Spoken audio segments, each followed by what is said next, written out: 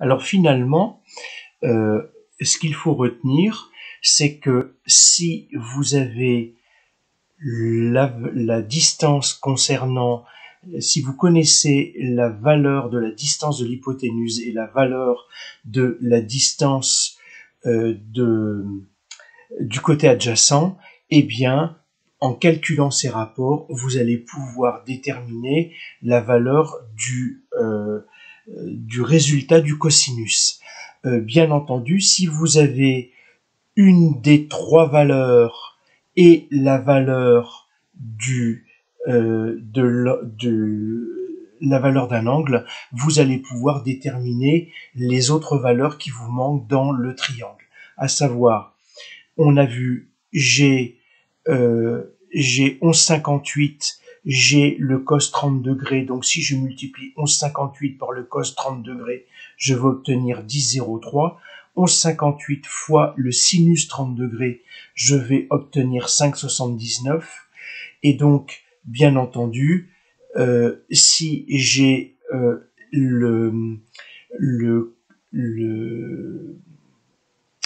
cette distance-là, et il me manque cette distance-là, eh bien par la formule de la tangente. La tangente, c'est le rapport du côté opposé par le côté adjacent. Donc 10,03 fois la tangente de 30 degrés, ça va vous donner la distance BC de 5,79. Donc le sinus, qu'est-ce que c'est? À partir de l'angle C, à partir de l'angle C, le sinus, c'est le rapport de 5,79 par 11,58. Et on a vu dans le triangle, dans le cercle trigonométrique, que cette valeur valait exactement 1,5. Et on voit bien que si on prend 11,58, qu'on le divise par 2, ça va faire 5,79.